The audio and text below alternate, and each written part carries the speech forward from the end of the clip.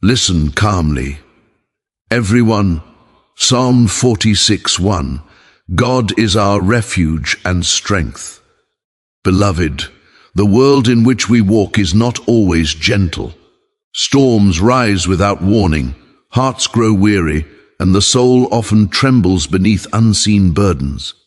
Yet in the midst of such uncertainty, a holy truth stands unshaken. God is our refuge and strength, a very present help in trouble. A refuge is not merely a place to hide, but a shelter where fear loses its voice. It is where the restless heart finds stillness, where the wounded spirit is covered with mercy. When our own strength fails and our wisdom falls silent, God does not step away.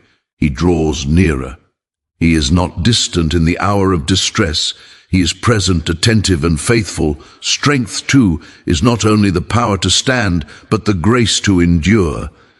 It is the quiet courage placed within fragile hearts, the steady hand that lifts us when we can no longer rise alone. From him flows patience for long trials, light for dark paths, and hope when tomorrow feels uncertain. Therefore, let us not measure our safety by the calm of circumstances, but by the nearness of our God. Let the mountains shake and the waters roar. Our souls shall rest in him who does not change. In every sorrow, in every fear, in every hidden tear, God remains our refuge, our strength, and our unfailing help. There are moments in life when the heart grows tired before the body does, when the mind searches for answers but finds only silence, and when the soul feels exposed to winds it cannot resist. In such moments, people often look for walls to protect them, voices to reassure them, or strength within themselves that might be enough to stand firm. Yet Scripture gently redirects our searching eyes away from fragile shelters and uncertain comforts toward something far deeper and eternal. God himself as our refuge, not an idea, not a distant promise, not a memory of former help, but a living and present shelter for every troubled heart. A refuge is more than a hiding place. It is a space where fear loosens its grip, where anxiety is not mocked but quieted, where tears are not questioned but received with compassion. It is where the trembling soul is not rushed to be strong but invited to rest. God does not offer refuge as one who is reluctant, nor as one who grows weary of repeated cries. He opens himself as a sanctuary to those who come with broken prayers, confused thoughts, and wounded hope. Even when words fail, even when faith feels thin as breath, his arms remain wide and steady. Human life is marked by seasons that shift without warning. Joy may bloom in the morning, and sorrow may arrive before evening. Health may be strong one year and fragile the next. Relationships may warm the heart today and wound it tomorrow. In these changing patterns, the heart longs for something that does not move, something that cannot be shaken by news, by loss, by betrayal, or by uncertainty. God stands as that unmovable place. He does not relocate when trouble comes. He does not close his doors when storms rise. He does not grow distant when the night becomes long. Many think refuge is only needed in great disasters, but the soul often bleeds quietly from smaller wounds. The sharp words spoken in anger, the unfulfilled expectation, the silent loneliness in crowded rooms, the unseen fear of tomorrow's needs, the weight of past mistakes that still echo in memory. These troubles may not shake the earth, but they shake the heart. And it is here, in these silent battles, that God proves himself faithful as a refuge. He does not require the trouble to be loud for his care to be real. He does not measure pain by its size, but by the heart that carries it. There are times when people run to many shelters before turning to God. Some seek refuge in distractions, filling every moment with noise so they do not have to hear their own sorrow. Some hide in achievements, believing success can silence fear. Some turn to other people, hoping human arms will be strong enough to hold what only divine mercy can carry. And though these things may comfort for a moment, they cannot offer lasting peace. They cannot quiet the deepest storms. They cannot guard the soul through the night of doubt. Only God offers a refuge that does not crumble under the weight of human weakness. To take refuge in God is not merely to speak His name, but to lean the full weight of the heart upon Him. It is to confess, sometimes through tears, that one does not have enough strength to stand alone. It is to trust that His presence is not delayed by our failures or limited by our understanding. It is to believe that even when circumstances do not change, the soul can still find rest. This kind of trust is not loud. It does not demand attention. It grows quietly like roots deep in the soil, unseen but firm, holding the soul steady when winds try to pull it away. There are nights when prayer feels heavy, when words fall from the lips without warmth, when faith seems more like a memory than a living flame. Yet even then, God does not withdraw His shelter. A child does not stop being protected when asleep, and neither does the believer cease to be guarded when faith feels weak. God's refuge is not built on the strength of our emotions, but on the constancy of His nature. He remains faithful when we struggle to remain hopeful. He remains near when we feel far from Him.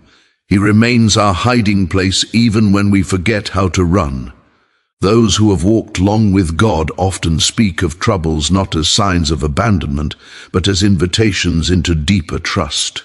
They learn that hardship does not always mean the absence of God, but often the nearness of His care in a form the heart is still learning to recognize. Like a shelter built of stone, His presence does not always feel soft, but it is unbreakable. It does not always remove the storm, but it stands firm within it. It does not promise a life untouched by pain, but a heart never left alone within pain. There is a quiet strength that grows in those who hide in God, not the kind that shouts or boasts, but the kind hat endures.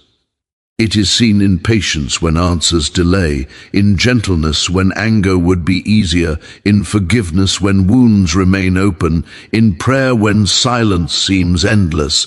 This strength is not born from confidence in oneself, but from dependence on one who does not fail. Those who know God as refuge learn that safety is not found in control, but in surrender. Children run instinctively to safety when they are afraid. They do not calculate the worthiness of their fear or question whether their cry is too small. They simply run. So it is with the soul that has learned to trust God. It does not need perfect words or strong faith to come near. It only needs honesty. The trembling heart is welcome. The confused heart is welcome. The broken heart is welcome. God does not build walls to keep suffering people out. He builds shelter to draw them in. Sometimes the greatest trouble is not what happens around us, but what stirs within us. Guilt that refuses to rest, shame that whispers we are unworthy of peace, regret that replays old failures, fear that tells us tomorrow will be worse than today. These voices can be louder than any storm.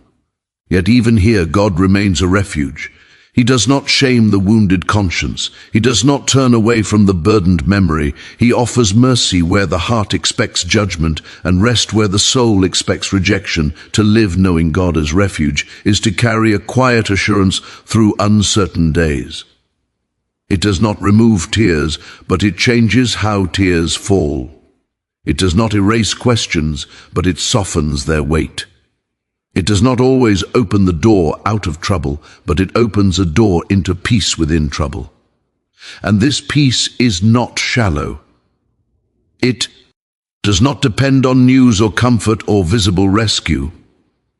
It flows from the knowledge that the soul is not abandoned to chance, nor left alone in darkness. When the world shakes, when voices argue, when fear spreads quickly from heart to heart, the one who knows God as refuge carries a different rhythm within. Not because life is easier, but because the heart has learned where to rest. Even trembling hands can be steady when held by eternal strength. Even uncertain steps can be guided when the path is walked in his presence. Even silent prayers are heard when spoken in the shelter of his mercy. There will be days when the soul forgets this truth, when worry grows louder than faith, when sorrow feels closer than hope. Yet God does not withdraw his refuge when we forget its location. He remains where he has always been, waiting not with anger but with patience. He does not count how many times we fall into fear. He counts how many times he is ready to receive us again.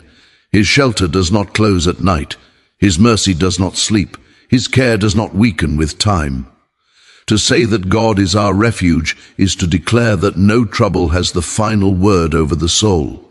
Pain may speak loudly, but it does not rule forever. Fear may rise suddenly, but it does not reign eternally. Loss may leave empty spaces, but it cannot empty God's presence from the heart. Even death itself does not stand beyond the reach of his shelter, for his refuge is not bound by time, nor limited by breath. Thus the believer walks through the world, not as one untouched by sorrow, but as one held within mercy, not as one immune to pain, but as one never alone within it, not as one who understands every storm, but as one who trusts the shelter more than the storm. This quiet trust does not remove the weight of living, but it changes how the weight is carried. It is carried not on fragile shoulders alone, but within the arms of everlasting faithfulness. And so in every trouble, whether loud or hidden, sudden or slow, personal or shared, the heart may return again and again to this sacred truth. God is not only strong, not only holy, not only eternal. There comes a moment in every life when strength no longer answers its own name, when the hands that once lifted burdens begin to tremble, when the voice that once spoke with confidence grows quiet, and when the heart realizes that human courage is a fragile thing.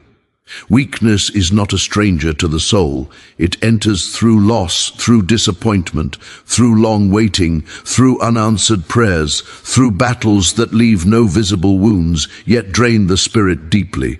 And in such moments, when the soul stands at the edge of its own limits, God does not stand as a distant observer. He becomes the strength that the heart can no longer produce. Human strength is easily measured by what it can achieve, endure, or control. It celebrates self-reliance and praises the ability to stand alone. Yet the strength God offers moves in a different direction. It does not begin where human ability is full, but where it is empty. It does not grow from pride, but from surrender. It is not born in loud confidence, but in quiet dependence. When the heart finally admits that it cannot carry its own weight, divine strength gently steps forward, not to shame weakness, but to honor it as the doorway through which grace enters. There are days when feels like failure. The mind accuses the heart of being too soft, too slow, too afraid. The world often treats weakness as something to hide, to overcome quickly, or to deny. But God does not speak to weakness with contempt. He does not demand that the broken soul pretend to be whole. He does not insist that the weary spirit rise before it has rested.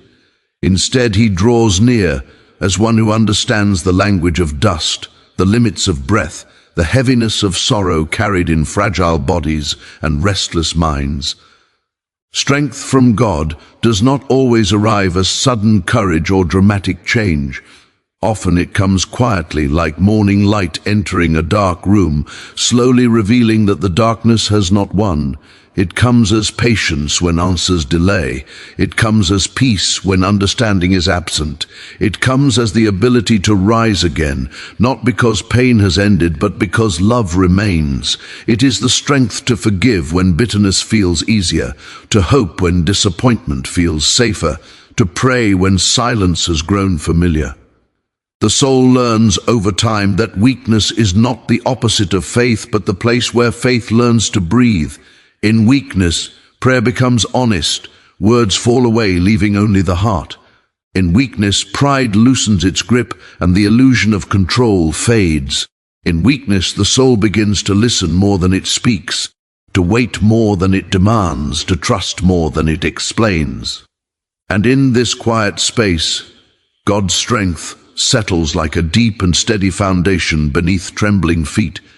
There are burdens that cannot be shared with others, thoughts too heavy for conversation, fears too tangled for explanation.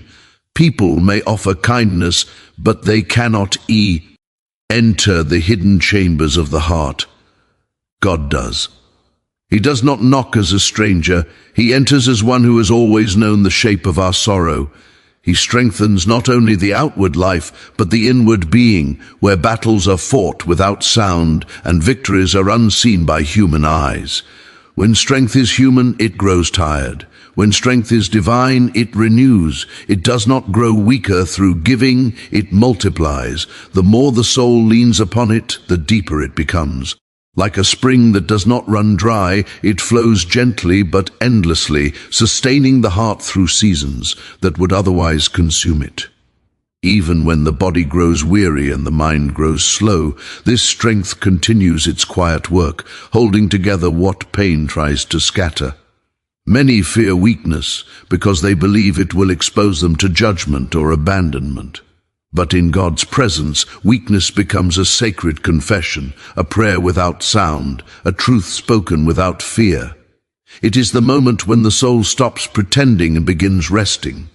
God does not withdraw when he sees our limits. He draws closer. He does not measure us by how high we stand, but by how honestly we kneel. There are trials that do not pass quickly. Some troubles settle into years. Some questions remain unanswered long enough to reshape the heart. In these long seasons, strength is not found in dramatic victory, but in quiet endurance. It is found in waking again after sorrowful nights, in choosing kindness while carrying grief, in trusting goodness when pain argues otherwise. This is not the strength of heroes celebrated by the world, but the strength of souls held by grace. Even faith itself can feel weak. There are moments when belief is reduced to a whisper, when confidence is replaced by longing, when certainty gives way to hope that trembles. Yet God does not require strong faith to give strong support. He receives the smallest trust as a door through which his power may enter. A trembling prayer is enough. A broken plea is enough. A silent turning of the heart toward him is enough. Strength from God does not remove tears from the eyes, but it gives courage to let them fall without shame. It does not erase fear from the mind, but it prevents fear from ruling the soul. It does not promise that every road will be smooth, but it promises that no road will be walked alone. And this companionship becomes strength in itself, a holy awareness that even in the deepest valley, one is not abandoned to darkness. There is a strange peace that grows in those who have learned to rely on God's strength. They no longer rush to prove themselves. They no longer fear appearing fragile. They no longer hide their need behind restless activity. Instead, they carry a quiet confidence, not in their ability, but in his faithfulness. They know that falling is not the end when divine hands are near. They know that being empty is not dangerous when God delights to fill. Sometimes the greatest weakness is not pain, but waiting for healing, waiting for change, waiting for justice, waiting for clarity, waiting for a door to open. Waiting can exhaust the soul more deeply than labor. It tests patience, stretches hope, and exposes every hidden doubt. And yet, even here, God becomes strength, not by always shortening the wait, but by holding the heart steady within it. He teaches the soul to breathe slowly, to trust deeply, to rest even when the future remains unseen. In weakness, the heart learns compassion. Those who have leaned on divine strength become gentle with the struggles of others. They do not rush to judge pain they have not fully known. They speak softly to wounded souls. They offer patience instead of pressure. In being strengthened by God, they become a quiet shelter for others, not through perfection, but through understanding shaped by suffering. No human life remains untouched by moments of helplessness. The body ages, the mind forgets, plans fail, relationships change, dreams fade. Yet through all these changes, one truth remains unshaken. God does not grow weaker as we do. His strength does not fade with time. His presence does not depend on our performance. His power is not threatened by our fragility. Where human ability ends, divine faithfulness continues. To be strengthened by God is not to become untouchable, but to become upheld. It is not to escape pain, but to be carried through it. It is not to understand everything, but to trust someone greater than understanding. This trust grows slowly, shaped by repeated surrender, deepened by honest prayer, refined by trials that teach the soul where true security lives. And so the heart learns again and again that weakness is not a wall but a doorway. Through it enters patience. Through it enters humility. Through it enters compassion. Through it enters a strength that does not boast, does not shout, does not demand recognition, but quietly sustains life itself. A strength that lifts without noise, guides without force, heals without display. Thus the soul, though fragile, is not abandoned to its fragility. Though limited, it is not left unsupported. Though weary, it is not left to collapse into despair. For beneath every trembling step, beneath every silent prayer, beneath every tear that falls unseen, there rests an unchanging truth. God remains near, steady, faithful, and strong, giving his power gently to hearts that no longer trust their own.